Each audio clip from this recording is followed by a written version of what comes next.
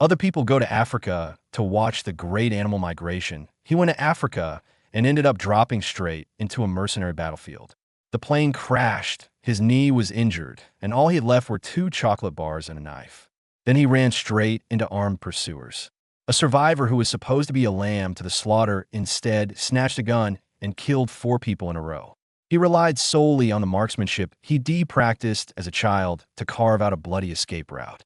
I clung desperately to the armrest as the plane shuddered wildly, like it was about to fall apart. Outside the window, all I could see were raging lightning bolts and the roar of rain pounding the fuselage. This piece of junk plane was at least 20 years old. At 23, for the first time, I felt a bone-deep regret for deciding to come to Africa. The cabin was chaos of crying and screaming.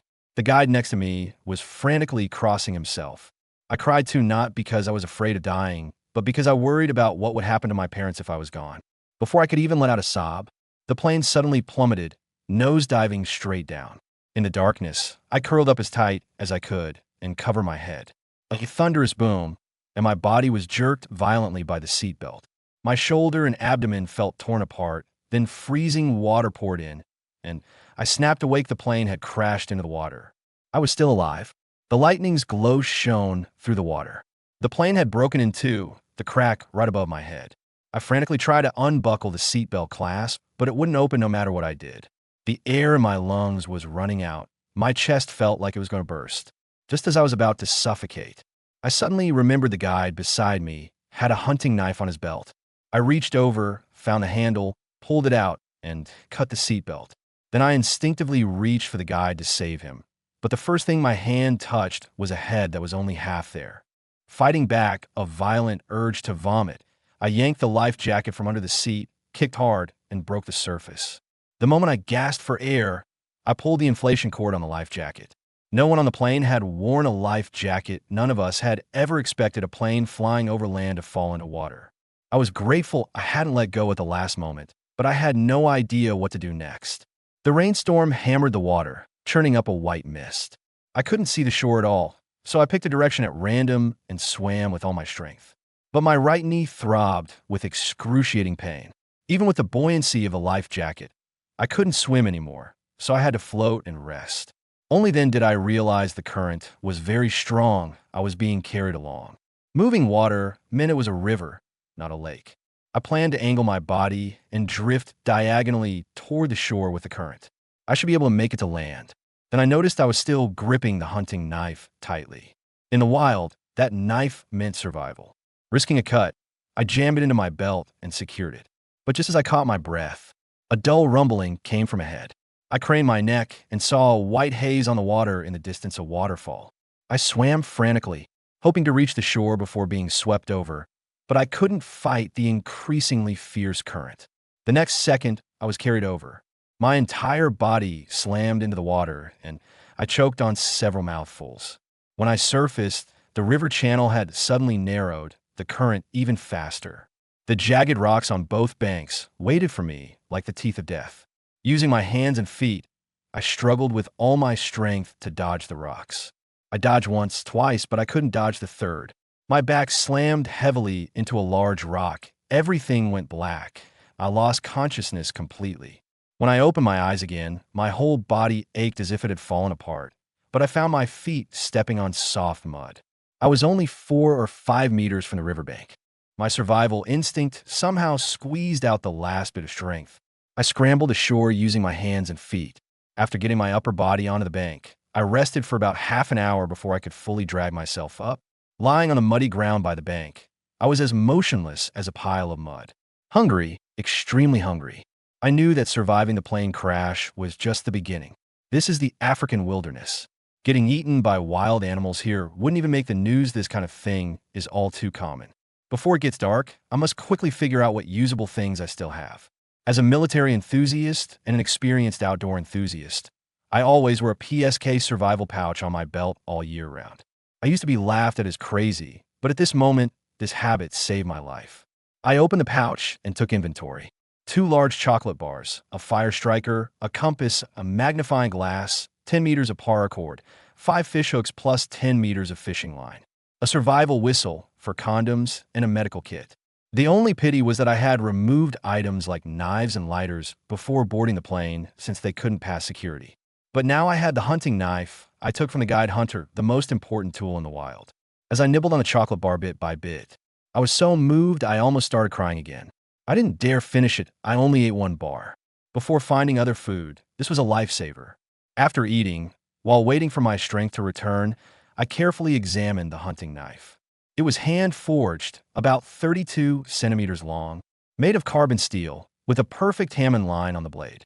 The blade was extremely sharp, easily shaving hair. The owner of this knife had even chatted with me on the plane a little. Now, I was the only survivor from that entire aircraft. I pulled out the compass to check the direction and was shocked to find the sun in the west. It was afternoon, and I had boarded the plane in the afternoon too. This meant I had been unconscious for a full day and night. After a day and night drifting downstream, I had no idea how far I was from the crash site.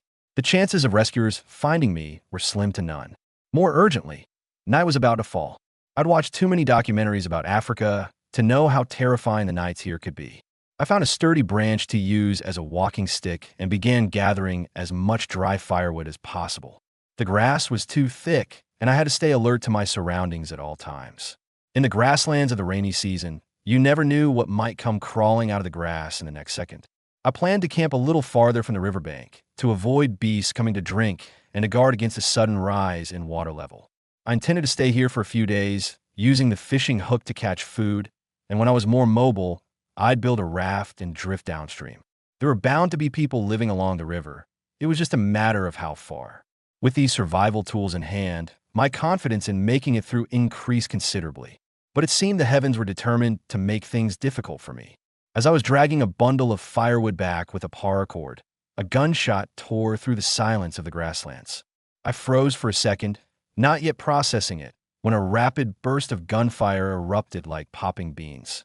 500 or 600 meters away, two groups of people were exchanging fire with rifles. This wasn't hunting, it was war. My heart sank. Without a second thought, I dived straight into the grass.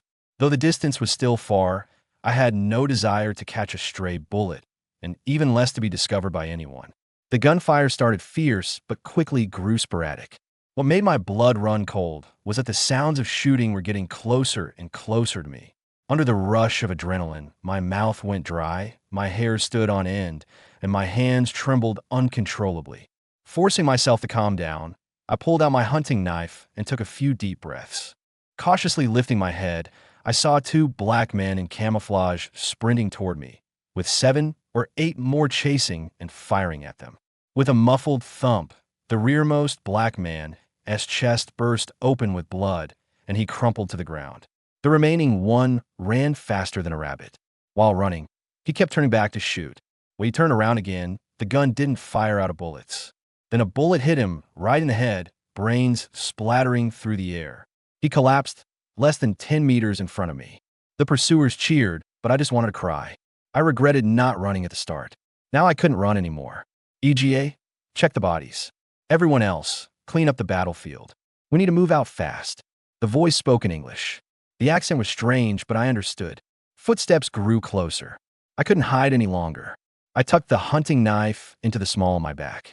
I dropped to the ground and shouted, "Don't shoot. I'm Chinese, a plane crash survivor. I have no weapons. I'm not a threat." No one fired. That gave me some relief. "Come out. Hands up. I'm coming out. Don't shoot. I'm injured. I'll be slow. Please don't shoot." I slowly stood up, raising my hands high. The closest man, a black man, was less than 10 meters away. The other 6 were spread out 100 meters away, all guns trained on me. The nearest one, called EGA, held a rusty AK-47. Wearing ragged camouflage and flip-flops, he looked me up and down, then turned his head and shouted behind him, "It's a yellow-skinned guy. Says he's Chinese, no gun." I forced a smile. "Sir, I survived a plane crash. I'm the only one left. If you can help me, I'll repay you with everything I have. Please don't kill me. I'll give you a lot of money. It's better for you to save me." But then I heard a word that made my blood run cold. "Kill him." IGA didn't pull the trigger immediately. He turned his head back and shouted, "He says he can give us a lot of money. Idiot. Kill him." The second time I heard those words, I didn't hesitate. Before IGA turned back around, I grabbed the barrel of the gun with my left hand and yanked it upward while drawing my knife with my right. Startled, IGA pulled the trigger. The bullet whizzed past my ear. The scorching barrel burned my hand to a bloody mess, but I refused to let go. Using the moment of imbalance as he was caught off guard by my grip, I lunged forward and tackled him to the ground.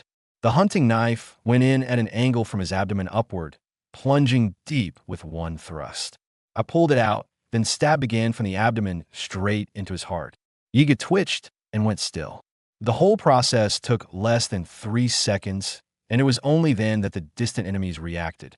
I grabbed the AK-47, dropped to one knee, raised the gun, and fired bang. Bang! 2 shots, and 2 men fell, hit in the chest, dead on the spot. I immediately rolled into the grass as bullets swept toward me. Grass clippings flying everywhere. I crawled about 10 meters before stopping. My heart pounded like a drum. I couldn't believe I was still shooting so accurately. I've been practicing shooting since I was a kid, but I never expected that after so many years on my first real combat, I'd take down one with each shot. The remaining 4 didn't rush in recklessly. They hid in the grass and slowly moved closer. I took a deep breath, dropped to one knee again, and quickly aimed. Bang! Bang! 2 more shots. This time they were prepared, and only one fell. As soon as the gunfire stopped, I immediately dropped flat and crawled like mad. The sound of bullets digging into the soil passed overhead. Only when the firing stopped again did I dare to stop and observe. The tall grass blocked the view of both sides. No one could see anyone. After catching his breath a little, Gao Yang slowly crawled forward again. His right knee was hurting like hell now, and his left hand was swollen for being burned by the gun barrel. Gao Yang could only grit his teeth and persevere, carefully moving bit by bit. The grassland was utterly silent at this moment, completely unlike a life and death struggle. After crawling for several dozen meters, Gao Yang stopped. He observed again, and just happened to see a black man with only the top of his forehead visible, looking in his direction. But it seemed he hadn't spotted him. The distance between them was about 70 or 80 meters. Moreover, the other side didn't dare to approach quickly. This made Gao Yang breathe a little easier. He finally had time to check how many bullets he had left. Gao Yang covered the magazine with his hand, trying hard not to make any sound while removing it. After the magazine was removed, Gao Yang couldn't help but let out a silent lament in his heart. There was only 1 bullet left in the magazine. Counting the one in the chamber, Gao Yang had only 2 bullets in total, but there were still 3 enemies, and it was obvious that the enemies definitely wouldn't run out of bullets. Gao Yang knew he had to find a way to leave. Even if he could take down one with a single bullet, the remaining one could still kill him. Gao Yang didn't dare to hope that he could use his knife to take down another one. What's more, he didn't know if the enemy had reinforcements. The only good news was that it was getting dark. Gao Yang estimated that in another hour, the sun would completely set. As long as he could hold out until dark, he would have a chance to escape. After Gao Yang reloaded the magazine, he stood up and looked around again. He didn't see any trace of the enemy. But this time, Gao Yang didn't crawl on the ground again. Instead, he knelt on one knee. While trying to keep himself hidden as much as possible, he carefully scanned his surroundings. Gao Yang didn't wait long before he saw a head slowly emerge from the grass. After looking around, the person bent over and quickly ran forward a few steps. After just 2 or 3 seconds, he immediately ducked back into the grass. A few seconds later, from another patch of grass about a dozen meters away, another person popped up. He sprinted forward a few meters before hiding in the grass again. The enemy had started using cover and move tactics to advance alternately. By now, Gao Yang could see 2 people, and they were no more than 40 or 50 meters away from him. This distance was too dangerous. Gao Yang decided he couldn't let them get any closer so easily. He held his breath, aiming his gun at where he had first seen the person hiding. In no time at all, the first person he had spotted popped up again. Although his hiding spot had shifted by 3 or 4 meters and he was running fast, Gao Yang didn't hesitate to adjust his aim and pull the trigger. Shooting moving targets was Gao Yang's specialty. A shot rang out and the man fell. With his 5th bullet, Gao Yang killed the 4th person. This immediately provoked a wild burst of gunfire, but the opponent didn't dare to show themselves. This kind of blind shooting posed little threat to Gao Yang. After moving a short distance, he stopped again, still maintaining high alertness. observing the movements of the remaining two opponents. His last shot had clearly achieved a deterrent effect. The opponents no longer dared to advance in turns. They hid in the grass, refusing to show themselves no matter what. Gao Yang and the two opponents were now in a stalemate. Neither side dared to make the first move at this moment. Gao Yang was no longer the only one filled with fear. Although Gao Yang only had one bullet left, the opponents were clearly unaware of this. Gao Yang feared that the two opponents would charge together, while they also feared that showing themselves would bring a fatal bullet. In common parlance, it was a standoff where both sides were afraid. Time passed by, second by second. The sky gradually darkened. Gao Yang's chances of escape grew greater. Meanwhile, the two remaining enemies remained completely still. At this moment, Gao Yang began to calculate which direction to flee. About 100 meters east of Gao Yang was the river. The remaining two enemies were to the northwest. Gao Yang had two choices for escape direction: go south or first head south. After leaving the battlefield, enter the water and follow the river downstream. Gao Yang planned to go south first, then turn to the river. The reason he chose to go into the river, the main reason, was because his right knee had been hurting, making movement difficult. But once in the water, it would be much easier. When it was completely dark and he could no longer see clearly, Gao Yang decided to move.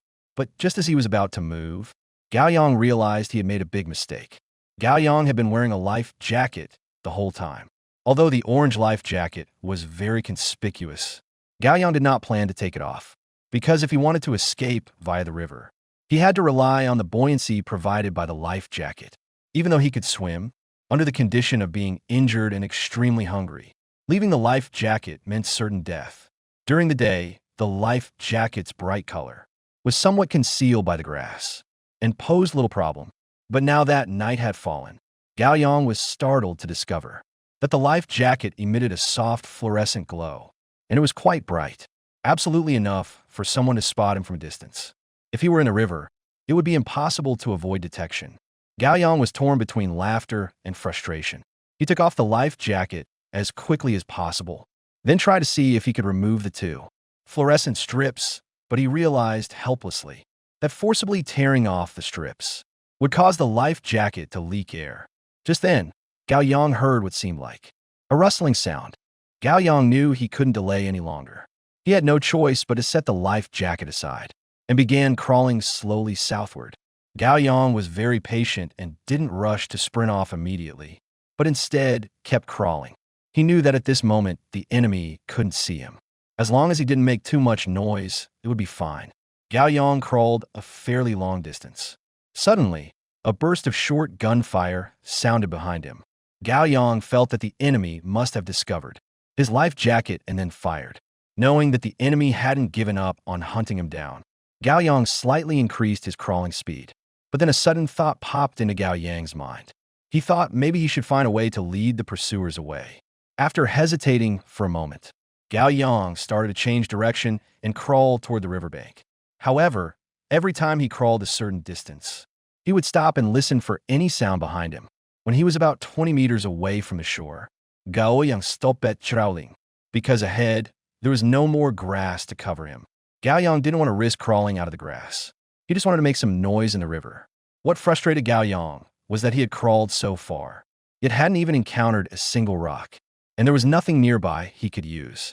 After thinking for a moment, Gao Yang quietly removed the magazine, then threw it forcefully into the river. At the last moment, the bullet was already in the chamber, so the empty magazine was useless. The gunfight had scared away all the nearby animals, and now there was no sound on the grassland. The sound of the empty magazine hitting the water was particularly loud. A crisp plop echoed on the water surface. Whether it worked or not, this time Gao Yang didn't stop again. He turned and crawled deeper into the grassland without pause. When he felt he was far enough away and truly couldn't crawl any further, only then did he lie down on the ground to rest for a while. Gao Yang felt unbearably hungry, with no strength left in his body. He estimated to himself that he had crawled at least 300 to 400 meters. What Gao Yang needed most right now was physical strength. This was no time to be frugal in these extraordinary circumstances. Helpless, Gao Yang could only take out the remaining piece of chocolate and slowly unwrap it. He swallowed the chocolate in just a few bites. With something in his stomach, Gao Yang felt much better. Moreover, the energy provided by the large chocolate bar would allow him to hold on for a while longer. After resting for a short while and feeling some strength return to his body, he was able to move again. Gao Yang glanced behind him, only to find pitch blackness, unable to see anything. Gao Yang made a prompt decision and immediately stood up to head south, although his right knee still hurt badly. Luckily, he could still manage to move. However, his speed would inevitably be much slower. Gao Yang didn't dare stop for even a moment. He could only persevere and keep walking. Gao Yang didn't know exactly how long he had walked, only that he had walked for a very, very long time. His rest periods grew longer and longer. Almost every 5 minutes of walking required 15 minutes or more of rest. He was thirsty, hungry, and utterly exhausted.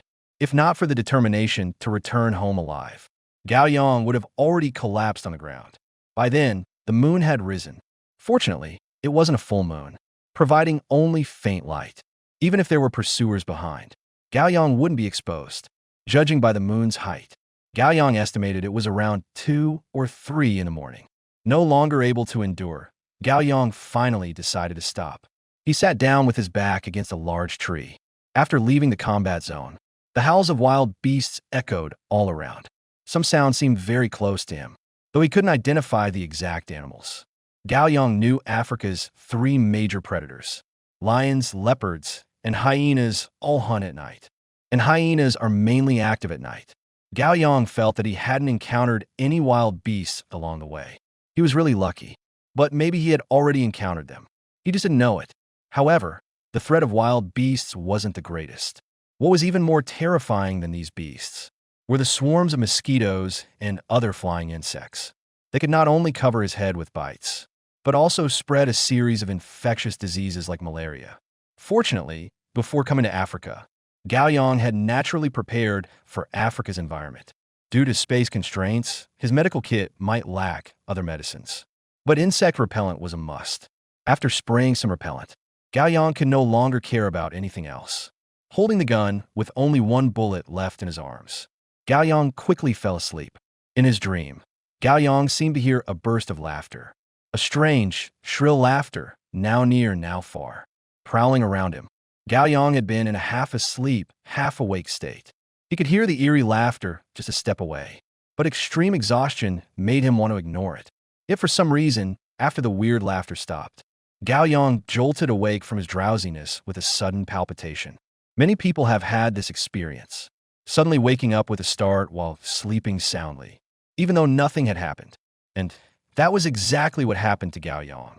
But when Gao Yang snapped awake, he was shocked to find at least 4 or 5 pairs of green, glowing eyes staring at him. And right in front of him stood a hyena. After Gao Yang woke up with a start, he thought he was having a nightmare.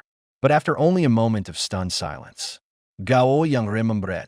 He wasn't sleeping in his bed at home now. He was alone on the African savanna. Standing before him, there were at least a dozen real hyenas. Gao Yang smelled a strong stench.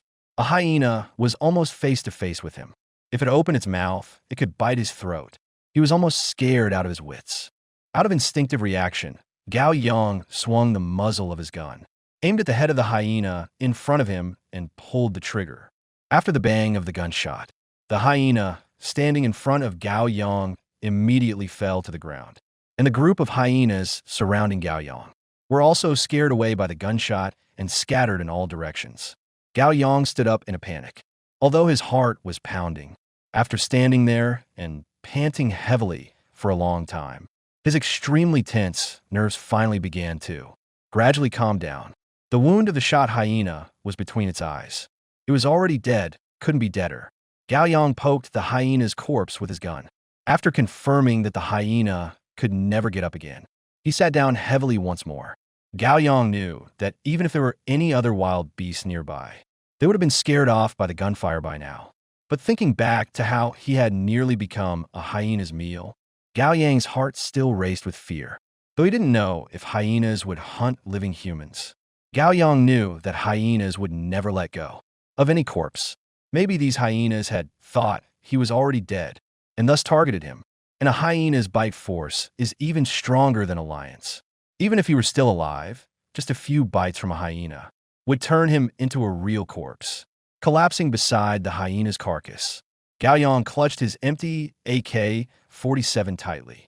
Recalling his experiences over the past 2 days, tears streamed down his face uncontrollably. Groping the gun in his hands, Gao Yang was overwhelmed with mixed emotions. The root cause of all his current circumstances was the gun in his hand. The reason Gao Yang came to Africa was simply that he wanted to get his hands on real guns. Gao Yang was born in the capital of Hebei province. His parents ran a small factory. While they weren't extremely wealthy, their conditions were still quite good. His parents doted on him, and his life had been smooth sailing from childhood to adulthood. When he was in junior high school, Gao Yang's father took him to a shooting range. At that time, gun control was not yet very strict. The range was filled with real guns and live ammunition. And at that range, Gao Yang showed his shooting talent for the first time, using a Type 56 semi-automatic rifle to shoot at a 100-meter target. Apart from the first shot, Gao Yang never scored below 7 rings. The bullets mostly landed in the 8 and 9 ring zones. Don't underestimate this result. Even veterans who had handled guns for years weren't all capable of achieving such scores, let alone a child shooting for the first time. Gao Yang's performance left the nearby staff members stunned. As luck would have it, the shooting range Gao Yang went to was in Hebei province, a shooting training base that also served outside customers for revenue. The staff, they were all knowledgeable. The thrill Gao Yang didn't take long before attracting a professional shooting coach over. After watching Gao Yang fire a few shots, the coach asked him to try the 200-meter target. Gao Yang didn't care what distance it was. He aimed and fired as usual, each shot hitting near the bullseye. The coach, upon seeing this, exclaimed that Gao Yang was a natural talent for shooting. He immediately discussed with Gao Yang's father about letting Gao Yang train under him. Gao Yang argued with his family for over a month, and coupled with his parents learning that sports schools also have academic classes, Gao Yang finally got his wish and entered a sports school to train in shooting. Gao Yang truly had a gift for it. Moreover, he was willing to work hard for things he was interested in. After 2 years in the sports school, he quickly and smoothly became the youngest member ever of the Hebei province shooting team.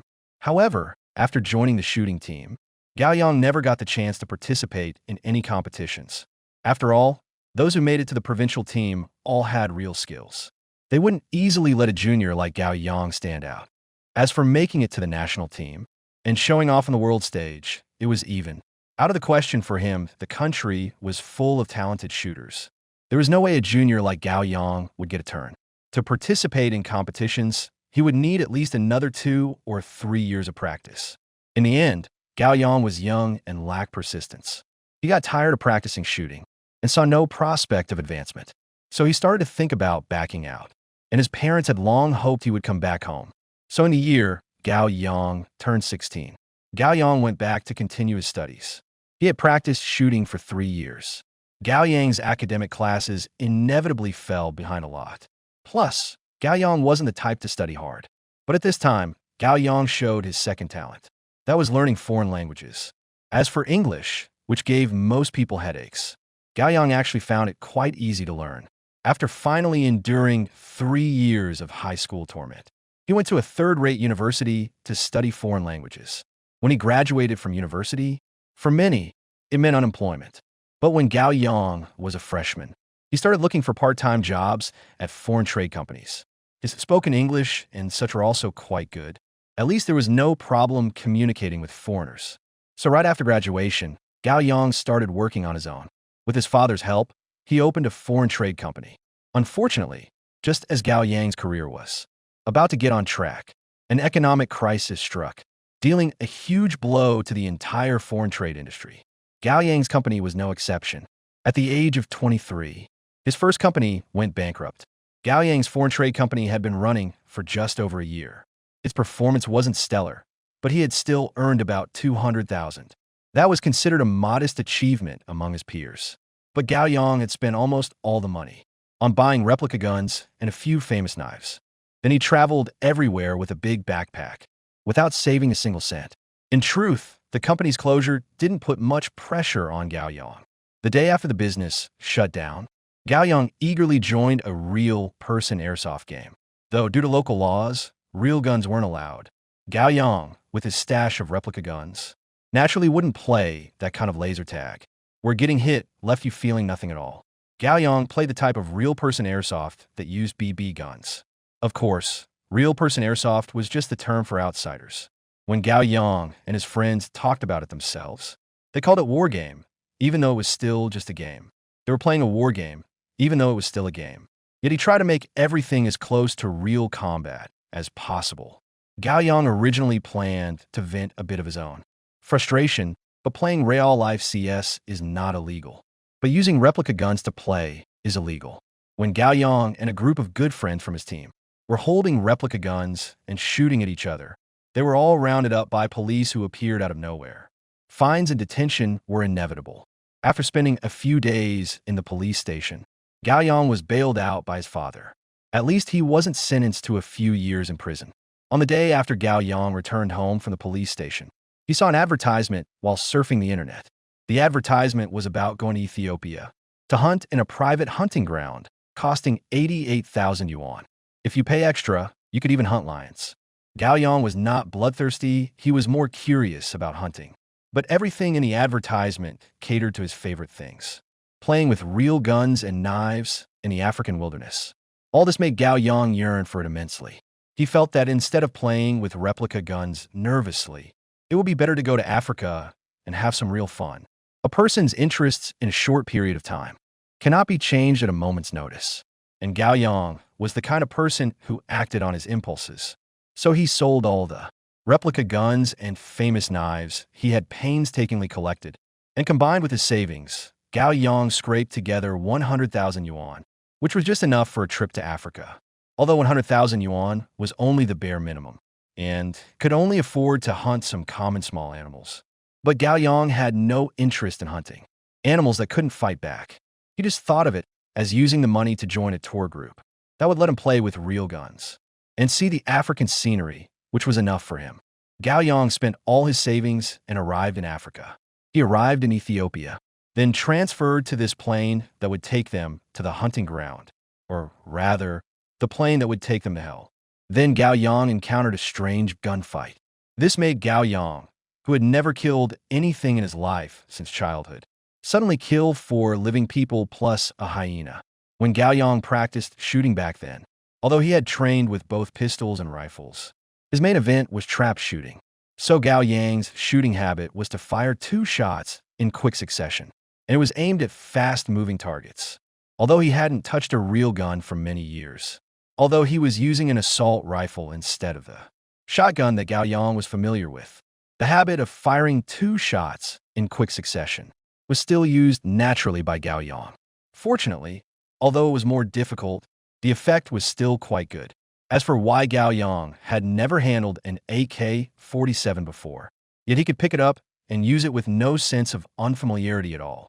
This was thanks to the replica guns in Gao Yang's collection, and also because a true military enthusiast, even if only from the internet or from books, could obtain knowledge about military firearms. He could also memorize the structural diagrams of most firearms firmly in his mind as long as he got his hands on the real thing. He could take it apart and reassemble it. As for the AK-47, that kind of simple construction was a piece of cake. And Gao Yang's at least once a week real-life airsoft games also allowed him to master most tactical movements. You have to know that getting hit by BB pellets really hurts. In order to have a more immersive experience while playing airsoft, and to make himself look more professional, he had learned countless tactical moves and hand signals by following online tutorials over and over again. What Gao Yang had learned was certainly nothing compared to real elite soldiers, but compared to those who had never received any military training and just picked up a broken gun to go fight the ragtag troops, Gao Yang was indeed a cut above. Gao Yang didn't want to regret, when he was too old to move, that he hadn't experienced more when he was young. But right now, Gao Yang wished he was still at home and could peacefully spend the rest of his life with his parents. Now Gao Yang truly understood a principle. A gun is not a toy, it is a weapon. The purpose of making a gun is not for fun, but for killing. Gao Yang's wish to come to Africa to play with guns had come true, but the price he paid was a bit too painful. Originally, he only wanted to shoot at targets, but in the end, he killed 4 living people, and he himself might also perish here. On the African grassland, and the root of everything was just to play with a real gun once. For the first time, Gao Yang felt that gun control might not be such a bad thing. If he had to choose now, he would definitely choose to live in a place without guns to play with, but where he didn't have to worry about being shot by someone at any moment. China. People only realize after losing something how precious the thing they lost is. But originally, he didn't even dare to kill a chicken. This time, he killed several living people in a row, especially one who was with Gao Yang. He was killed by a knife when we were face to face. Although I didn't feel much at the time, now that I've calmed down, Gao Yang felt very sick and terrified. But he was glad it was them who died, not him. Killing was just for self-defense. As for the consequence of killing 4 people, Gao Yang did not regret it. A Western saying puts it well: better to face a judge and 8 jurors sitting than to lie in a coffin carried by 8 men. But coming to Africa, he regretted it bitterly. Now Gao Yang only hoped he could still make it home, back to his parents. After thinking of his parents, Gao Yang found a motivation to live on. He stopped wallowing in self-pity and began to think about how to survive and return home. After calming down, Gao Yang felt he needed to figure out where he was. Because as far as he knew, Ethiopia was a relatively stable country. There shouldn't have been such a scene of 2 sides raising their guns and firing at each other. Gao Yang tried hard to recall, but didn't remember any news before he left China about Ethiopia or anywhere else being turbulent. Naturally, Gao Yang figured he had probably run into a tribal feud. If that was the case, then things weren't so bad. As long as he could run into tourists or ordinary people, it meant he would be saved. Gao Yang didn't have time to think too much. The sky was gradually getting brighter. Gao Yang dared not stay where he was any longer. He was afraid the gunfire would attract the pursuers behind him. Starving to the point of dizziness, Gao Yang certainly wasn't going to waste the most readily available food. Although hyenas are scavengers and have a stinking smell, Gao Yang thought that if he could thoroughly cook the hyena's meat, it should still be edible. Gao Yang couldn't carry the whole hyena with him, nor did he dare to stay and start a fire. Having no other choice, Gao Yang cut off the hyena's 4 legs with a knife. This was no easy task for him. Just the sight of his hands covered in blood was already unbearable for Gao Yang. But when a person is pushed to the edge, they are capable of doing anything. He tied the 4 bloody, stinking hyena legs together with a rope and slung them over his back. He also cut a tree branch to use as a crutch. Then, limping, Gao Yang set off again on his journey. Before leaving, Gao Yang still brought the AK-47 with him. After walking a long distance, he threw the gun into a clump of grass. Without bullets, the gun served no purpose other than to add burden and danger to him. The reason Gao Yang carried the gun for a while, before discarding it, was to prevent the pursuers behind him from knowing that he was now unarmed. By the time the sun leaped above the horizon and the sky was fully bright, Gao Yang felt that he had only walked about 2 or 3 kilometers. This distance wasn't safe. Gao Yang really wanted to cover more ground, but he was thirsty and hungry, and his leg was injured. Making it this far was already a testament to his strong will. Gao Yang decided to stop. Before he could get something to eat and drink, he wouldn't take another step. Otherwise, he feared he might collapse on the spot and then lose the chance to ever get up again. After spotting a dead, withered tree in the distance, Gao Yang felt as if he had found a treasure. It was now July, the rainy season in Africa. Finding wood to make a fire on the grassland wasn't easy, and a dead tree would undoubtedly save Gao Yang a lot of trouble. He slowly made his way to the base of the dead tree, but the excited Gao Yang was a bit taken aback. From afar, the tree hadn't seemed very large, but now that he was close, he was dismayed to find, although this dead tree was only about 7 or 8 meters tall, its crown was high above, with the lowest branch over 6 meters off the ground, like an open umbrella. The trunk was as thick as Gao Yang's waist. For Gao Yang to get a branch, he would have to chop down the entire tree. But Gao Yang wasn't foolish enough to use a hunting knife to cut down a tree. After finally making it to the base of the dead tree, he found himself facing a pile of firewood he couldn't use. For a moment, Gao Yang felt a strong sense of frustration. But fortunately, heaven never seals off all exits. There were some branches on the ground that had fallen from the dead tree. though few in number. If he gathered them, they'd at least allow Gao Yang to roast some meat to fill his stomach. Gao Yang reluctantly used his walking stick to push aside the weeds. And as he looked for and collected branches, after just a few steps, his eyes lit up. In the grass, a branch as thick as his arm. A branch appeared before his eyes. Gao Yang had never imagined that one day he would be so thrilled to see a broken branch. He eagerly reached out and picked up the branch. But just as Gao Yang lifted the branch off the ground, he felt a sharp sting on his left hand that had picked up the branch. After feeling the sting on his hand, Gao Yang immediately dropped the branch and jumped back a big step. Then he saw a large brown snake coiled on the ground. Given the length of its body, the snake seemed very thick. The upper half of the snake's body rose in an S shape, facing Gao Yang, letting out a hissing sound. Gao Yang looked at his bitten left hand. The wound on the edge of his palm showed 2 large fang marks. For a moment, Gao Yang's mind went blank. He was filled with self-reproach. Never disturb rocks and rotten wood on the grassland, because there might be venomous snakes hiding beneath them. Such a critical and fatal mistake. How could he make it so carelessly? But soon, Gao Yang snapped out of it. Driven by rage, Gao Yang raised the crutch in his right hand and slammed it hard onto the part just below the snake's head, knocking the snake to the ground.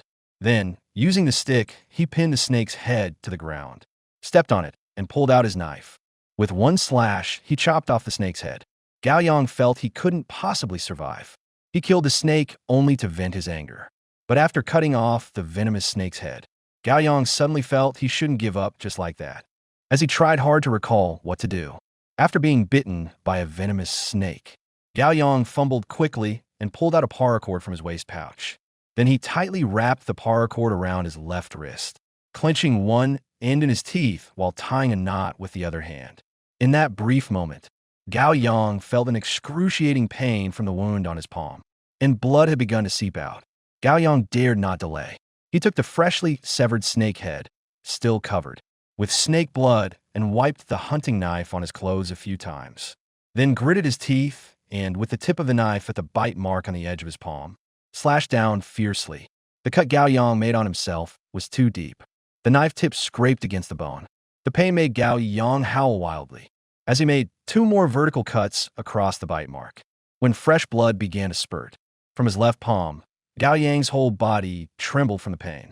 But seeing the wound slowly swelling and the blood no longer flowing, Gao Yang knew he had to suck out the venom with his mouth. If his gums were bleeding, sucking out the venom with his mouth would only hasten his death. And unfortunately, Gao Yang had always suffered from bleeding gums. At this moment, the extreme pain did not cause Gao Yang to lose his mind.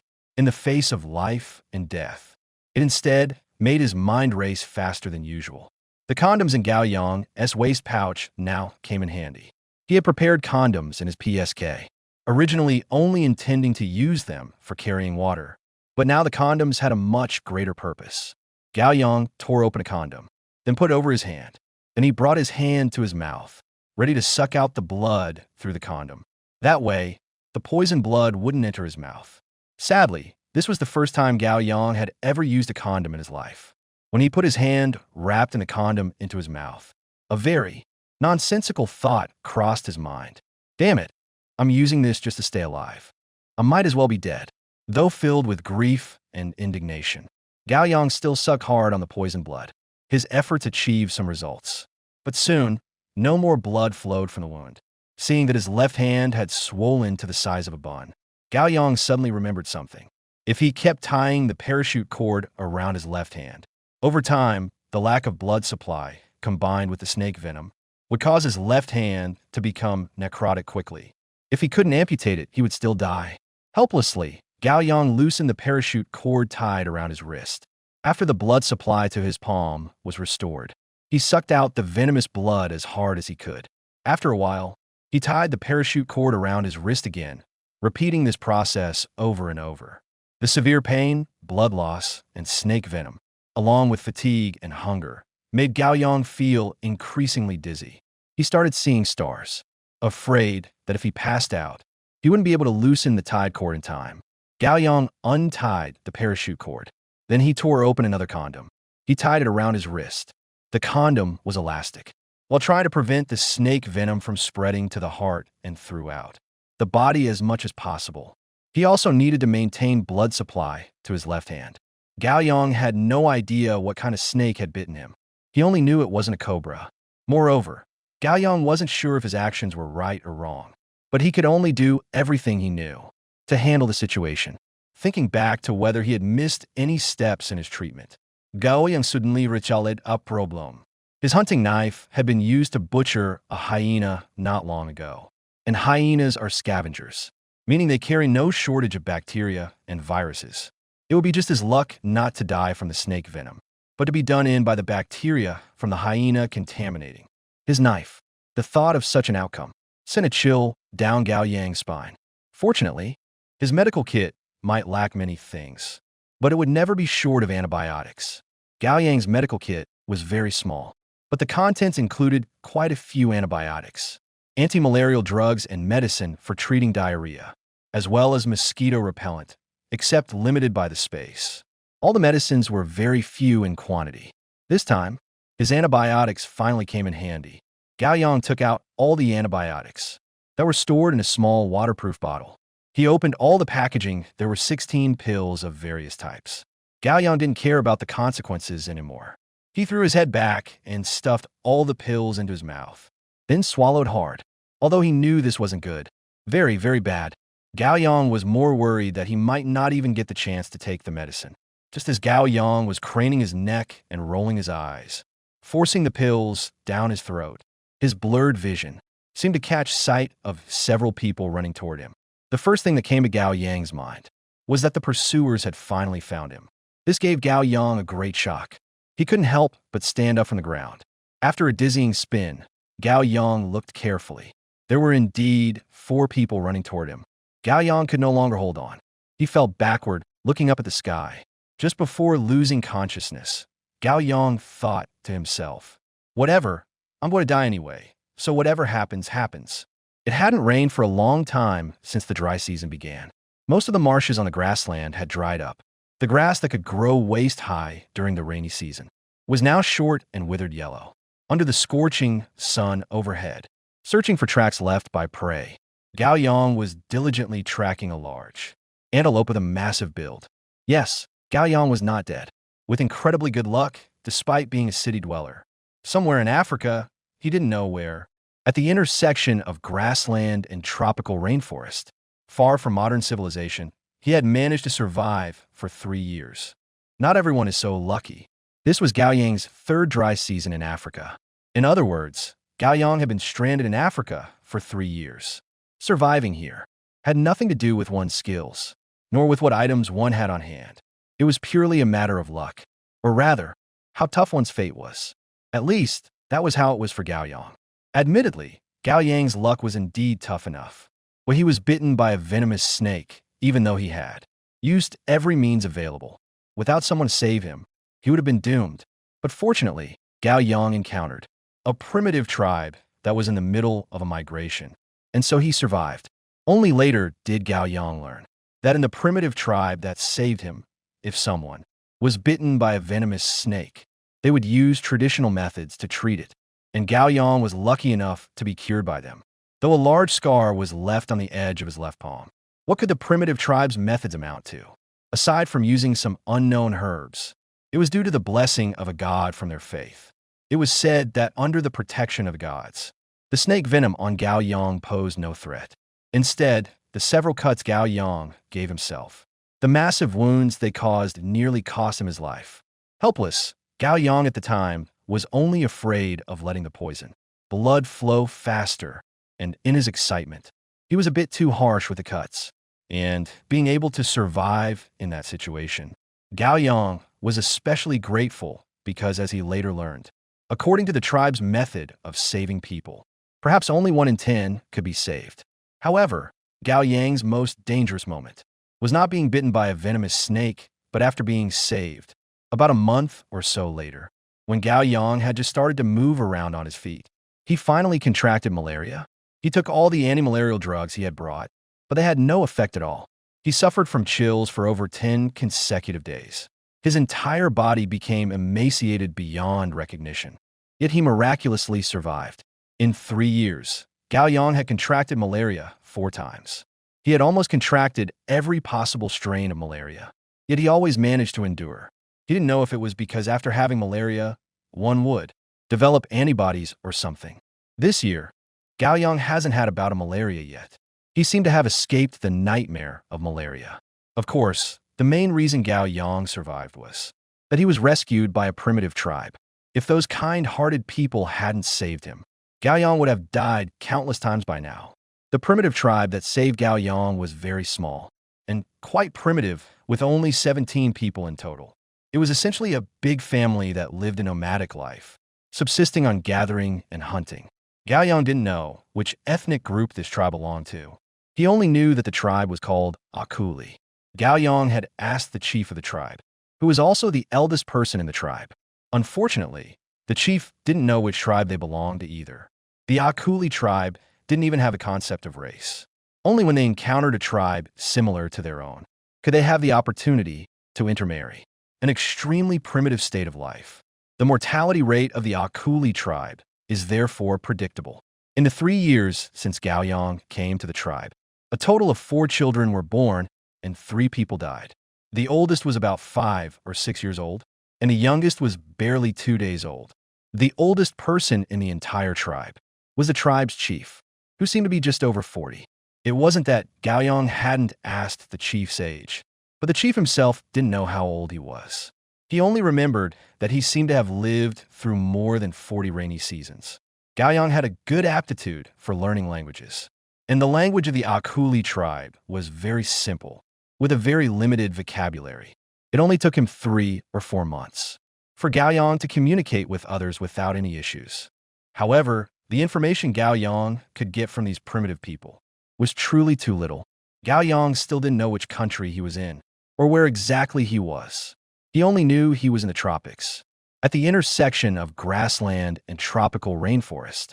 2 or 3 days walk north would take him to savanna, and 2 or 3 days walk south would take him to tropical rainforest. But Gao Yang was not familiar with the terrain of Africa, and he could not analyze from the geographical features where exactly he was. For 3 years, Gao Yang had been thinking of going home every single moment. But in these 3 years, he had never once encountered any trace of civilization. The reason he was so far from the civilized world was because the Akuli tribe had originally migrated to avoid the war, and they had moved towards places far from civilization. The Akuli tribe had once had people from the civilized world come to visit and brought them some modern things as gifts. But later, war broke out, and those with guns would kill anyone they saw, sometimes just for fun. After 3 people from the Akuli tribe were killed while they were out hunting, the Akuli tribe began to migrate constantly. In recent years, neither the Akuli tribe nor Gao Yang had encountered any other people, but Gao Yang had thus lost all connection with the outside world. He had explored in 4 directions, once traveling as far as 7 or 8 days. But in the end, he found nothing. Now, Gao Yang couldn't even find a river he had come from. During the 3 years with the Akuli tribe, Gao Yang went out hunting with the tribe every day. In the entire tribe, including Gao Yang, there were only 5 people who could hunt. The remaining women and children would gather all edible plants and insects.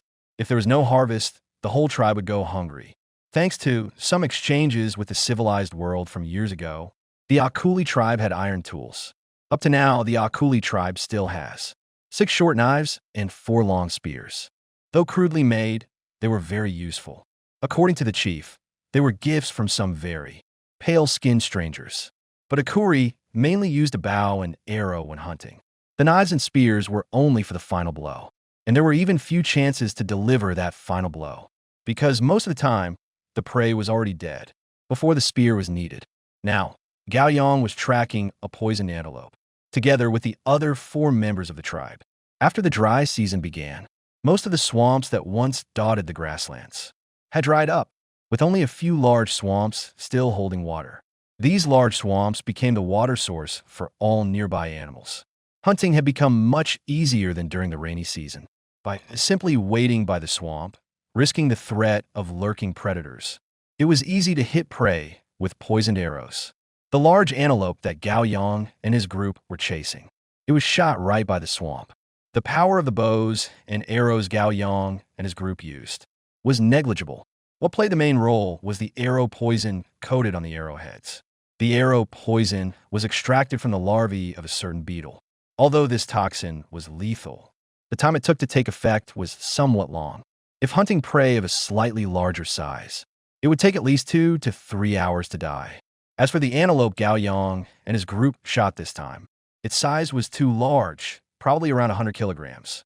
Although it was hit by 2 poisoned arrows, it would still take at least 4 to 5 hours to kill the antelope. After being hit by the arrows, the antelope would madly flee. It was impossible for humans to catch up, and the arrow poison couldn't kill the antelope in a short time. So the hunting method of the Akuli tribe, after hitting the prey, was to keep following the prey's tracks. The distance of tracking the prey varied. It is normal to chase for a distance of tens of kilometers.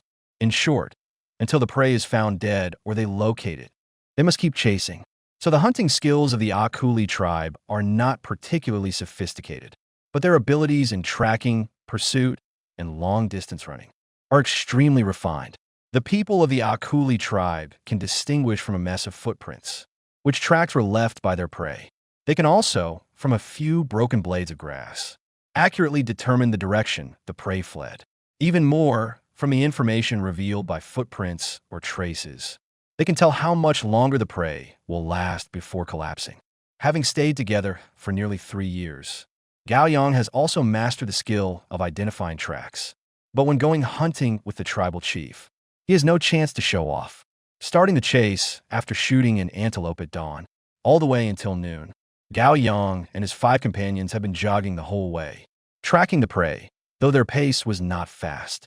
But Gao Yang estimated that he had run at least 40 kilometers, and he was already nearing his limit.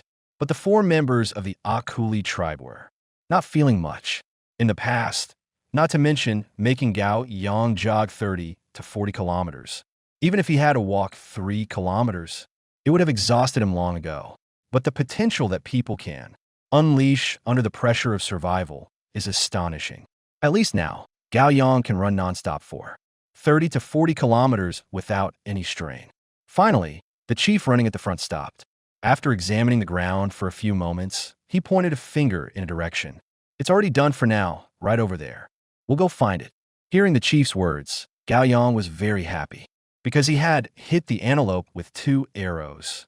Today's chase was much shorter than he had expected, and being able to finish earlier always made people happy.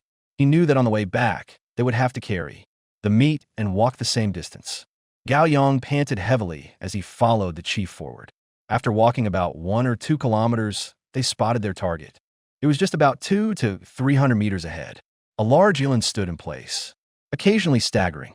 Though it hadn't fallen yet, it was only a matter of moments. Gao Yang stayed close behind the chief, who was in the lead, waving his hunting knife excitedly as he charged toward the eland, which was nearly done for. They had to hurry to avoid the antelope being taken by lions or leopards first. Having their prey snatched away was a common occurrence. By the time they painstakingly tracked down their quarry, they would often find the helpless animal had already been devoured by lions or hyenas. At moments like that, they could only return empty-handed.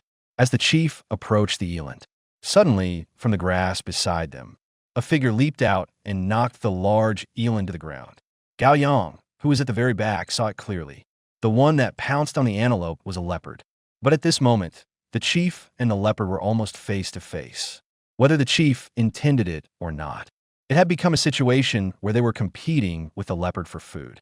Gao Yang quickly understood why the leopard, which usually avoids humans, dared to confront the 5 of them.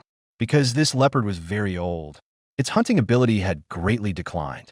Now it was extremely thin from hunger. The large antelope, having lost its ability to move, was fatally attractive to this old leopard. The starving old leopard was unwilling to give up the food that was already in its reach. The distance was too close, the situation very dangerous. The leopard opened its mouth and let out a low, deep roar. The chief stood less than 2 meters away from the leopard, spreading his arms and slowly backing away. And the rest, including Gao Yang, was also slowly retreating. It is dangerous to compete with a hungry leopard for food, even if this leopard is old and weak, especially at such an almost face-to-face distance. The explosive power of a quadruped is simply beyond human imagination. Even with 5 people, they couldn't risk angering the leopard at this moment. They could only retreat to a safe distance, and then attack together to safely scare the leopard away. Just as the chief was slowly retreating, the leopard suddenly released the antelope from its claws and pounced toward the chief like a bolt of lightning. The chief only had time to retract his outstretched arms to protect his neck before the leopard knocked him to the ground. The massive leopard tilted its head, opened its mouth, and bit at the chief's throat. It clamped down on the chief and refused to let go. Fortunately, the chief had managed to protect his neck in time, so that he wasn't bitten through the throat by the leopard in one go. Seeing the chief knocked to the ground, Gao Yang let out a loud roar. Gripping his hunting knife tightly, he lunged forward. The 3 men ahead of him also thrust their spears forward. After being stabbed, the leopard released the chief from its mouth. Then it lunged forward again, leaving deep 5 claw marks on one man's thigh before it finally turned and fled. Gao Yang was shocked and furious, his heart filled with dread. The leopard was one of Africa's top predators. Prey bitten in the neck by a leopard has almost no chance of survival. The chief covered his neck with one hand. Blood endlessly seeped through his fingers. The others were all frozen in terror, just standing there shouting. Only Gao Yang remained relatively calm. He ran to the chief's side. He reached out and pried open the chief's hand covering his neck. Took a look at the chief's injury. The chief had managed to protect his throat in time. The leopard hadn't bitten through his throat, but the leopard's long canine teeth had left on the right side of the chief's neck 2 deep, blood-oozing holes. Besides that, the leopard had also left on the chief's right arm a row of deep tooth marks. Gao Yang gasped. He reached out to cover the wound on the chief's neck. For a moment, his mind was a mess. He tried hard to think of how he could save the chief's life. But the more he thought, the more panicked he became, because no matter how he looked at it, the chief was as good as dead. A stroke of luck in misfortune. The leopard hadn't bitten through the chief's throat, nor had it severed his main artery. As long as he could get at least basic surgery, Chief could also stop the bleeding, but now, Chief could only slowly die from blood loss. Even if luck was on his side and the bleeding stopped on its own, the subsequent wound infection would still cause Chief to die after prolonged suffering.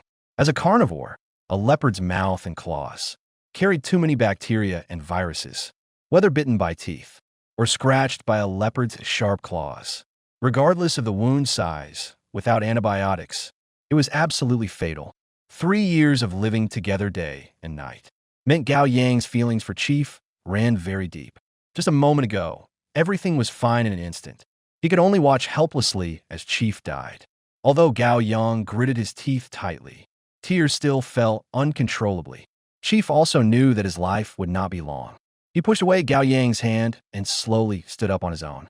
Shaking his head at Gao Yang, he said in a hoarse voice, "Don't cry anymore. I'm very old. This day comes for all of us. Bali, if you don't die, you will be the chief. If you die too, then let little Bali be the chief. All right, stop crying. We've taken care of the eland. Let us eat something here and then take the meat home. Dad, you want to die? You can't die. Wah." The one speaking was the youngest, Cousteau. He was only about 14 or 15 years old. He wasn't as accepting of life and death as his older brothers. After saying that, he finally burst into loud sobs. And upon hearing the chief's words, "Gao yang finally remembered Bali," the chief's eldest son, who was also scratched by the leopard. This meant Bali would very likely get an infected wound and then die. Gao Yang said, dazed and disheartened, "No, it shouldn't be like this. There must be a way. There must be a way to save you. Let me think. Don't talk. Let me think carefully." The chief had lost a lot of blood, his face filled with sorrow. Staggering, he sat down again. "White boy, there's no way around the death brought by the leopard. No one can escape it." Gao Yang could think of nothing. He could only watch helplessly as the chief died. This made him extremely agitated. After panting heavily and pacing around a few times, Gao Yang could no longer bear it. He let out a roar and, towards the direction where the leopard had disappeared, He charged off wildly. Gao Yang knew that even if he caught up with a leopard, it would be useless. But he still wanted to find that damn leopard. Kill it to avenge the chief only then. Would he feel a little better? Gao Yang lowered his head and sprinted along the leopard's trail. The leopard had been stabbed several times. The blood drops from the wound provided him with a very clear road sign. After running for just 3 to 5 minutes, Gao Yang, who had been sprinting with his head down, suddenly stopped. He stared blankly at the tracks that should not have appeared on the grass. It suddenly emerged, his mind going blank. The tracks on the grass were tire tracks, or rather, tire imprints, and they were clearly not left by just one vehicle. It was a convoy of at least 4 or 5 cars. This long-lost trace made Gao Yang momentarily unable to believe his eyes. "Why, child, stop. We can't go now. We need to take care of Dad and Dabali." The shouting and footsteps from behind snapped Gao Yang out his brief daze. As if an electric current ran through his body. After involuntarily shuddering, Gao Yang suddenly turned around and shouted at little Bali, who was closing in behind him. "Custo shote war said. Go back now." After shouting, Gao Yang didn't have time to explain to little Bari and Custo, who were confused about the situation. Little Bali, who understood the situation, and Custo explained something. He turned around and ran back to the chief even faster. "Chief, don't leave here. You all wait for me. You and Big Bari can be saved. I found something." When Gao Yang excitedly wanted to tell the chief that he could be saved, he didn't know how to say what he had found. Because in the language of the Akuri tribe, there was no word for tire tracks. "I found a trace that can lead to the white men. White men like me. They have, strange herbs. They can save you and Big Bari. Don't leave here. Wait for me. I'll go find those white men." At this moment, little Bari and Custo finally understood what was happening. Knowing that the chief and Big Bari could be saved, everyone, of course, was only excited. "Custer, you stay and help Dad and Dabali. The white kid and I'll go find those white men." "No, you're not as fast as me. My name is Cheetah. I'll go with Whitey. You stay and protect the injured Dad and Dabali. You're stronger than me. Both of you shut up. I'll go myself. Listen, if you hear gunfire, run away quickly." Do you know what gunfire sounds like? "Chief, you've heard gunfire before, right? If you hear it, you leave here. Don't wait for me to come back. If you don't hear gunfire, wait for me here, but be careful. Do you all understand?" The chief shook his head. He reached out and grabbed the agitated Gao Yang. "Don't go. You don't know what kind of people they are. They are very evil. You'll lose your life." Gao Yang pushed aside the chief's hand and said with a smile, "If I don't come back by this time tomorrow, you guys go back on your own. Don't worry, chief. You know I'm the same kind of person as them. I'll be fine." The chieftain was somewhat tempted, and after a moment of hesitation, finally nodded. "I forgot you're one of those strange white men too. All right, go ahead. Take Custo with you. Be careful." At this, Custo shouted excitedly, "White boy, I'll go with you. If anything happens, I can help you." Gao Yang thought it over and decided it was best to bring Custo along. That way, if something did happen, at least there would be someone to send a message. So Gao Yang hesitated no more. He took Custo and trotted quickly along the tire tracks. It was easy to tell the direction of the vehicle from the ruts in the grass. Moreover, Gao Yang could also see that the tire tracks had been made not long ago. If they were lucky enough, they might find a convoy before too long. Though his heart was burning with anxiety, Gao Yang only jogged along the tracks, not daring to push too hard. He had to pace himself, so as not to give up. After all, he had already run dozens of kilometers today and hadn't eaten anything. Cousteau's speed was much faster than Gao Yang's, so that Gao Yang had to frequently call Cousteau back to prevent the distance between them from becoming too great. In the language of the Akuri tribe, Bali means lion, and Cousteau means cheetah. True to his name, although Cousteau was the youngest, he was indeed the fastest runner. In fact, Gao Yang had been worried all along. On the African continent, in this remote corner, the most likely people to appear were black Africans, and moreover, the dangerous kind. Recalling the gunfight he encountered when he first arrived 3 years ago, Gao Yang felt that he would encounter a group of unknown, armed militants of unknown origin, or poachers was the greatest. But if Gao Yang didn't see clearly, he wouldn't be content. So he decided that if the people he encountered were civilians who looked harmless and posed no threat, he would reveal himself and ask for help. If they looked dangerous, he would quietly slip away instead. Gao Yang had been hoping to meet people from the civilized world, but now that signs of civilization had appeared, he began to feel uneasy. After hearing the chief describe how those unidentified people had brutally and indiscriminately killed others, Gao Yang could only pray that he would meet some truly civilized people, not scumbags who wielded the so-called products of civilization, but behaved worse than beasts. After running for about 3 or 4 hours, Gao Yang could barely hold on anymore. At his current pace, it could only be described as a slow walk. Cousteau, who had been running ahead of him all along, suddenly stopped in his tracks, then turned and ran back toward Gao Yang.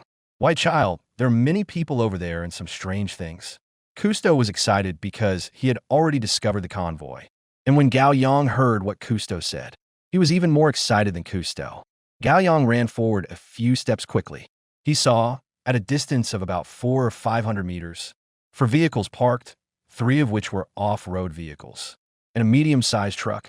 Behind the vehicles, there seemed to be a few large tents, but Gao Yang didn't see any people. After observing for a few moments, Gao Yang decided to go in for a look. He grabbed Cousteau and pulled him down to a crouch, and said seriously, "Listen, Cousteau, if you hear gunshots, that is, very loud noises, or if you hear me tell you to run, then run back quickly. Go with Bali and the others and take Kumtum home. If you hear me call your name, then come find me. Understand?" "I understand. If I hear gunshots, if I hear you tell me to run, I'll come save you. If you die, I'll run." Although Cousteau was from a primitive tribe, it didn't mean he was stupid. Gao Yang patted Cousteau on the shoulder, picked up his bow and arrow, and hunched over as he slowly approached the convoy. The distance grew shorter and shorter. When he was about 200 meters away, Gao Yang, through the gaps between the vehicles, saw figures moving about, but he couldn't clearly make out what they were wearing. Gao Yang changed direction and circled around. Once the vehicles no longer blocked his view, Gao Yang saw a camp with 5 large tents. In the center of the camp, a sunshade net was set up, and under the sunshade net were 2 large tables. At that moment, about 15 or 16 black people were gathered in a circle under the sunshade net. The way they were dressed made Gao Yang relax a little. Although 2 of them wore camouflage uniforms, most of them were in ordinary clothes. Besides, Gao Yang only saw 2 people with guns, though he couldn't see clearly. Gao Yang thought one was the most common type in Africa, the AK-47 series, and the other was most likely a double-barreled shotgun. What incredible luck, Gao Yang thought these people. They didn't look like an army or poachers. He felt it was safe to approach. Just then, the crowd standing together suddenly scattered. When the crowd dispersed, what Gao Yang saw delighted him immensely. For white people were sitting under the shade net, and one of them was fiddling with a huge camera. Seeing this scene, Gao Yang's heart was completely at ease. "Hello, help me, I need help."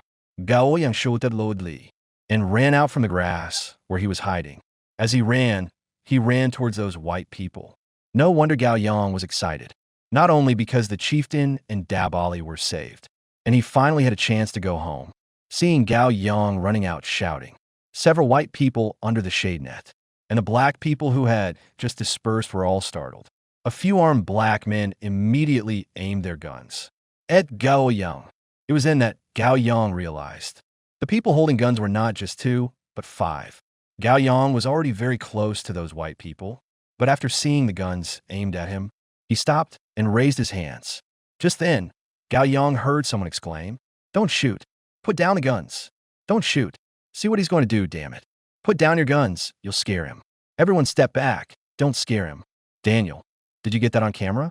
Seeing that the gun muzzles had lowered, a group of black people slowly backed away. Only a few white men stared at him with smiles. Gao Yang ran up to the white man who had spoken. "I just said hello," when a woman exclaimed, "Oh my God, what am I seeing? He's wearing boots. Don't speak. Don't make a fuss. Don't scare him. Don't provoke his hostility. My God, are you all crazy?" It was then that Gao Yang realized he had made a mistake. He had been speaking the language of the Akuli tribe for 3 years.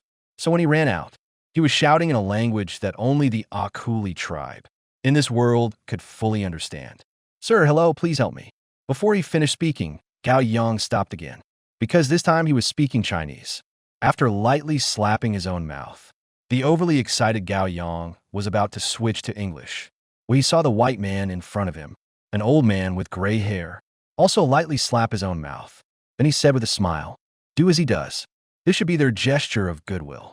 A few crisp slaps rang out. Everyone standing in front of Gao Yang slapped themselves on the mouth. Two of them even slapped quite loudly. Gao Yang was at a loss whether to laugh or cry. He finally said in English what he had been wanting to say. "Hello, sir. Very pleased to meet you. I am in urgent need of help right now. One of us is dying. Please, you must help us." Although he hadn't spoken it in years, Gao Yang's English came out clear and precise. At that moment, the old man, standing opposite him with a smile, opened his mouth wide and stared at him with wide eyes.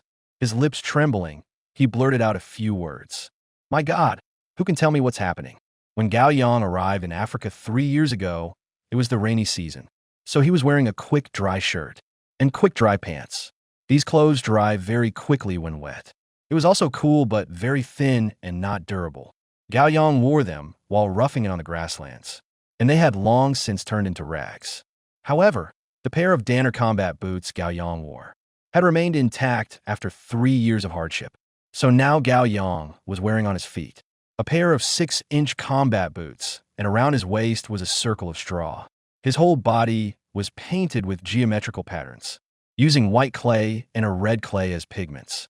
Beyond this, after 3 years of exposure to the sun, his entire body was dark and shiny, and even his hair had just been cut by Gao Yang with a knife, leaving only short, uneven stubble, except that his skin tone was a bit more brown, while the other people of the Akuri tribe were true black. Aside from that, Gao Yang's current appearance, compared to others of the Akuri tribe, showed almost no difference, of course. The biggest difference was that Gao Yang still had a pair of boots on his feet. So when someone from a primitive tribe approached for help in fluent English, it was no wonder whatever commotion it caused. The old man in front of Gao Yang seemed scared out of his wits. After an exclamation, he was stunned for a long time, just staring wide-eyed and looking Gao Yang up and down. Then a young woman stepped forward from behind the old man and stood before Gao Yang. "Professor, it's obvious he's asking for help. We could talk about some things slowly. For now, let's figure out what kind of help he needs." The old man, called the professor, snapped out of it, as if waking from a dream. After giving Gao Yang an apologetic smile, the old man said urgently, "Sorry, I got a bit excited. Let's start with the important stuff. Please tell me exactly what happened." "Someone from our tribe is injured. A leopard bit a person's neck. There are 2 wounds about half an inch deep. No major arteries were hit, but I estimate some small blood vessels have ruptured. It's bad apart from needing surgery. He should also require a blood transfusion. Another was scratched by a leopard, so we'll also need antibiotics, sir. He's been injured for 3 to 4 hours. Time is running out. Please, you must help us, sir." "Where's the injured person?" Gao Yang pointed in the direction he came from. "Over there, about 20 kilometers or so." "I'm not sure. I ran for 3 or 4 hours to get here." The old man immediately turned and shouted loudly, "Did you all hear that? Evan, bring your medical kit. Do we have anything for blood transfusion? If so, bring it too. Daniel, bring a small camera. We're driving there, and fast." At that moment, the woman standing in front of Gao Yang said urgently, "Professor, I'm coming too, and we need at least 2 armed escorts. It's not safe here." After speaking, the woman smiled at Gao Yang and said apologetically, "I'm sorry we have to bring guns. Please understand this is not against you or your tribe. This is Africa. There are many dangerous wild animals. We need the guns for protection." Gao Yang nodded. He said sincerely to the 2 people in front of him, "It's fine. I completely understand. Thank you for offering to help." "Thank you. Let's head out first. We can talk more later. Gentlemen, please hurry up. Once ready, we'll set off." After saying that, the old man also began to pack things frantically.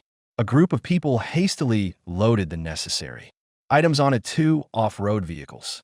Within a few minutes, everything was ready. The old man waved at Gao Yang and said, "Get in the car. You lead the way. We're leaving." There were 7 people in total, 4 white men and 3 black men, driving 2 off-road vehicles under Gao Yang's guidance. They headed toward the path he had come from. When the car drove out of the camp, Gao Yang had it stop. After calling out to Cousteau and letting him get into the car, the 2 vehicles set off again and sped away. Sitting in the speeding off-road vehicle, Gao Yang's mind was full of thoughts. The chance to go home had suddenly and unexpectedly arrived. Of course, Gao Yang was no stranger to riding in cars. But for Cousteau, getting into the fast-moving car for the first time made him very scared. He kept clinging to Gao Yang's arm and refused to let go. But not long after, Cousteau's curiosity overpowered his fear. The photographer, named Daniel, had never stopped filming with the camera in his hands. No one knew what kind of effect he could capture on such a bumpy ride. Gao Yang had so many things he wanted to know. Now he finally had time to ask. But just as he was about to speak, the professor beat him to it. Please allow me to introduce you to... My name is Buck Rodney. Buck Rodney, this beautiful lady beside me, is called Kathleen Taylor. Kathleen Taylor, please forgive me. I'm really very curious. May I ask who you are? Where did you learn English? Forgive my boldness. It seems that you and this true native are not of the same race. It is an honor and a fortune to meet you. My name is Gao Yang, and I am a Chinese. I experienced a plane crash.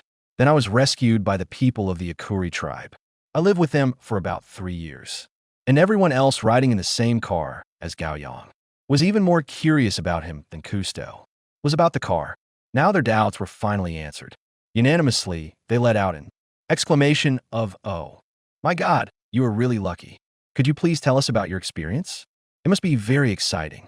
I'd be happy to talk about my experiences. But right now I'm really worried about the chief's condition. We've lived together for 3 years. He's like family to me now. I can't talk about anything else right now. I'm very sorry." Sorry, my curiosity came at a bad time. God bless, your chief will be fine. After Professor Barker apologized, he suppressed his strong curiosity, and the group hurried on in silence.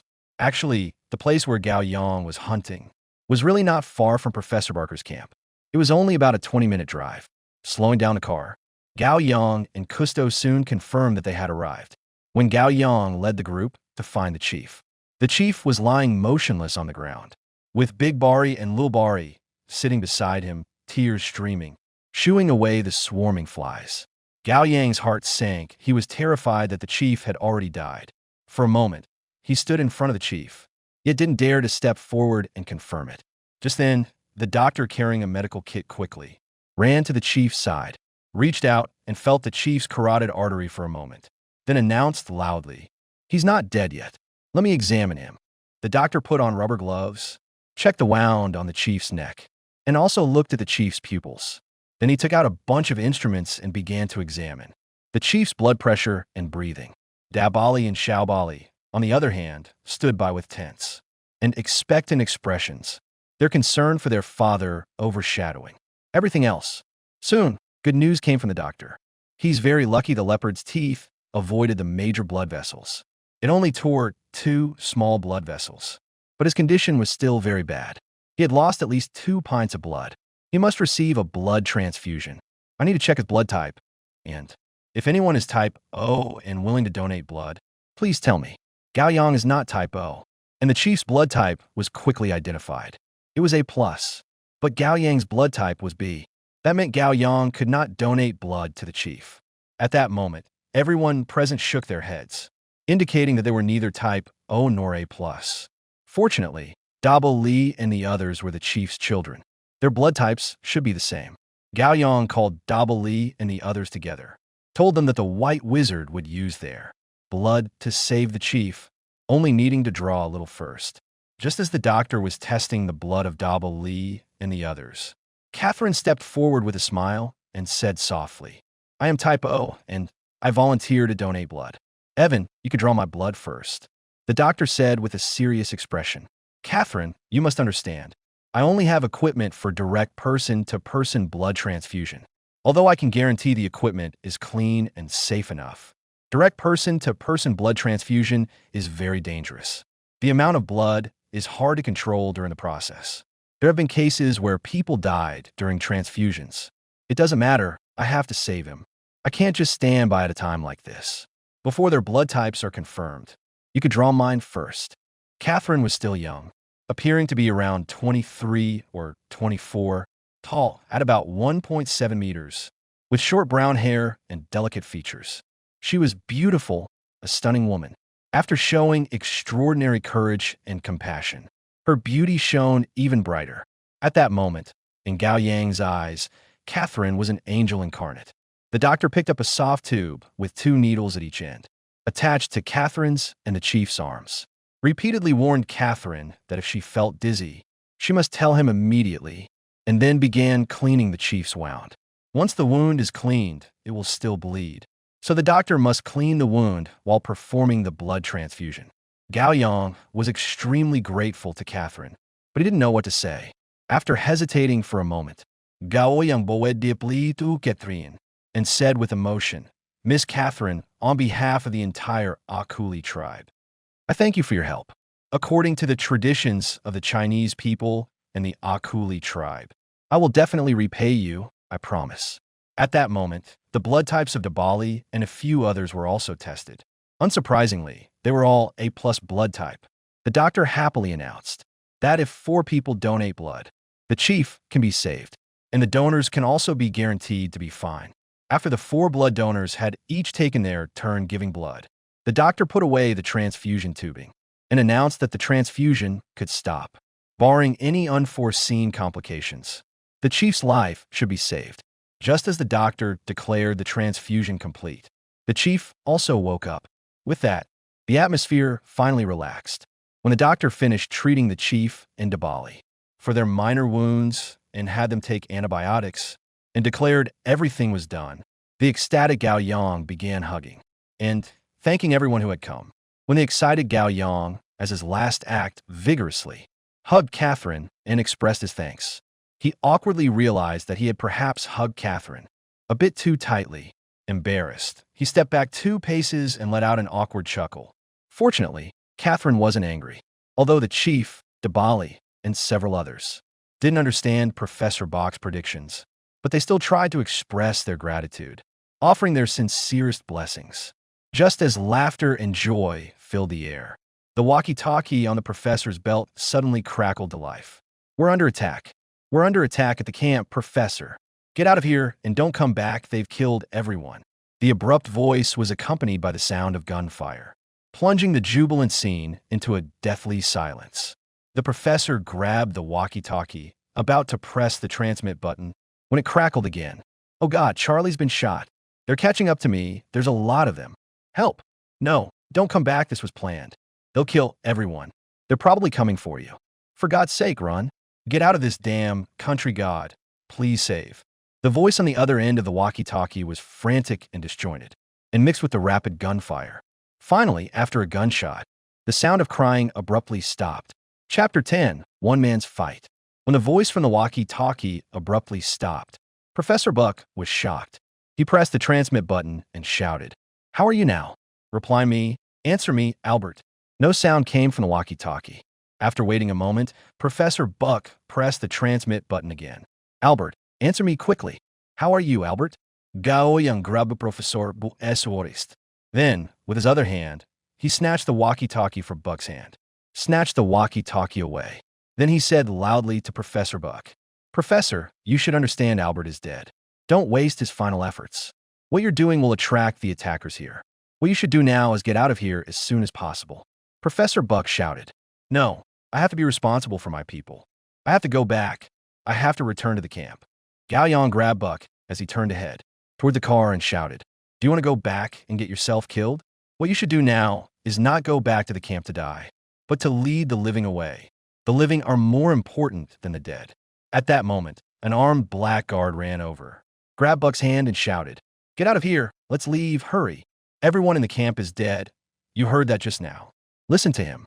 The living are more important than the dead. I can't let you all die here too.